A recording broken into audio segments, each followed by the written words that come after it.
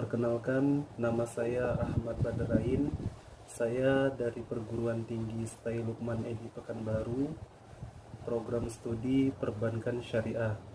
Di sini saya akan mencoba mempresentasikan tugas kuliah yang bertema Sistem Perhitungan Biaya dan Akumulasi Biaya pada mata kuliah Akuntansi Biaya. Baik, kita langsung saja ke materinya. Pertama, di sini saya akan menjelaskan yaitu sistem biaya.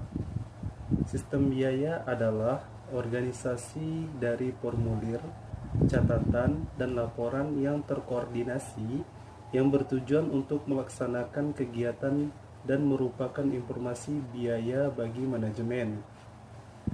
Sistem biaya itu sendiri dikelompokkan menjadi dua. Pertama, sistem biaya sesungguhnya atau aktual, dan kedua, sistem biaya ditentukan di muka. Sistem biaya sesungguhnya atau aktual, di mana pembebanan harga pokok produk pada saat biaya tersebut sudah terjadi. Nah, yang kedua tadi, sistem biaya ditentukan di muka, yaitu di mana pembebanan harga pokok pada produk besar harga pokok yang sudah ditentukan sebelum produk dikerjakan. Penentuan harga pokok. Nah, penentuan harga pokok adalah bagaimana memperhitungkan biaya kepada suatu produk yang dapat dilakukan dengan cara memasukkan seluruh biaya produksi atau hanya memasukkan unsur biaya variabel saja. Dalam penentuan harga pokok dapat digunakan secara kalkulasi, yaitu pertama full costing dan variable costing, yang mana full costing ini menentukan harga pokoknya dengan memperhitungkan seluruh biaya produksi, dan variable costing itu hanya memperhitungkan biaya produksi yang bersifat variabel saja. Lalu di sini ada akumulasi biaya. Akumulasi biaya adalah suatu cara untuk mengetahui berapa besar biaya yang dikeluarkan untuk sebuah produk. Metodologi yang lazim digunakan adalah pertama, metode akumulasi harga pokok pesanan, dan kedua, metode akumulasi harga pokok proses.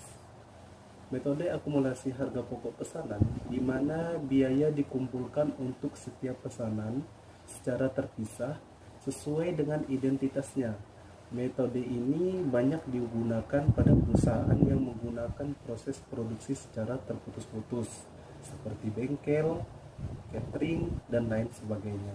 Lalu kedua tadi adalah metode akumulasi harga pokok proses, di mana biaya dikumpulkan ke setiap pusat biaya atau departemen. Metode ini banyak digunakan oleh perusahaan yang menggunakan proses produksi terus-menerus, seperti perakitan mobil, obat-obatan, dan perusahaan yang mengelola barang konsumsi. Terus selanjutnya ada transaksi yang berhubungan dengan jurnal biaya manufaktur seperti dalam aliran biaya. Di sini ada 7 bagian.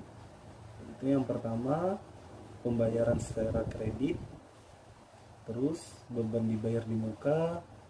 Ketiga, pembelian dan perbaikan aktiva tetap. Keempat, berbagai pembayaran untuk sumber daya. Kelima, pembayaran upah dan gaji. Keenam, pembelian bahan baku dan perlengkapan secara kredit. Lalu terakhir, pencatatan beban gaji. Terus ada proses produksi. Proses produksi adalah proses pengolahan input menjadi output. Input yang dimaksud adalah bahan baku langsung, tenaga kerja langsung, dan biaya overhead pabrik yang diproses menjadi produk selesai atau sudah jadi. Perusahaan fabrikasi proses produksi dapat dilakukan melalui dua cara. Pertama, satu tahapan proses produksi, dan kedua, beberapa tahapan proses produksi. Kita bahas dulu yang satu tahapan proses produksi ini. Kita perhatikan di sini. Satu tahapan proses produksi adalah suatu proses produksi yang dilakukan dalam pengolahan produk selesai melalui satu departemen atau satu tahapan proses produksi. Nah, di sini hanya melalui satu departemen saja. Di sini langkah diproses kemudian langsung ke pabrik. Pertama ada bahan baku langsung, tenaga kerja langsung, biaya overhead pabrik, langsung diproses dan langsung menjadi produk.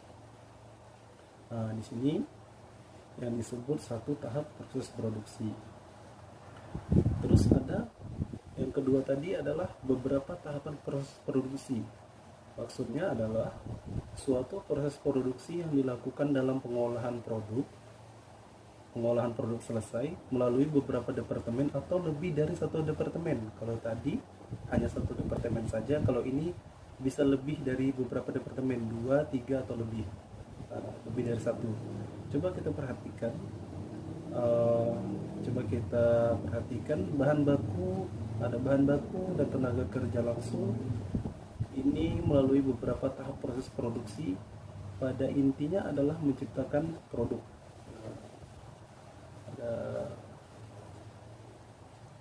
Lalu selanjutnya siklus akuntansi biaya. Siklus akuntansi biaya dimulai pertama ada penentuan harga pokok yang dibeli dan harga pokok bahan yang dipakai dalam produksi.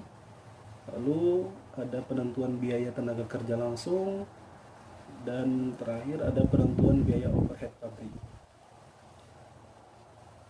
Di sini siklus pembuatan produk. Nah, ini siklus pembuatan produknya, di mana di sini ada pembelian dan penyimpanan bahan baku. Kemudian bahan baku tadi dilakukan penggolongan menjadi bahan baku produk selesai, lalu menyimpan produk selesai ke dalam gudang. Nah, ini proses siklus pembuatan produknya. Lalu di sini selanjutnya ada siklus akuntansi biaya. Nah, kalau tadi siklus pembuatan produk, di sini lalu ada siklus akuntansi biaya. Siklus akuntansi biaya di sini ada penentuan harga pokok bahan baku yang digunakan, kemudian pengumpulan biaya produksi. Nah, di sini juga terdapat biaya overhead pabrik dan biaya tenaga kerja langsung. Barulah ditentukan pengumpulan biaya produksinya. Lalu judul terakhir ada laporan hasil biaya. Laporan hasil biaya atau hasil operasi disusun dalam bentuk laporan keuangan, yaitu laporan laba, rugi, neraca, dan laporan arus kas. Penyusunan laporan keuangan prinsipnya sama pada perusahaan dagang maupun perusahaan jasa. Perbedaan yang terlihat pada neraca perusahaan dagang hanya mempunyai satu persediaan, yaitu persediaan barang jadi. Sedangkan pada perusahaan fabrikasi terdapat 3 persediaan, yaitu persediaan bahan baku, persediaan produk dalam proses, dan persediaan produk selesai.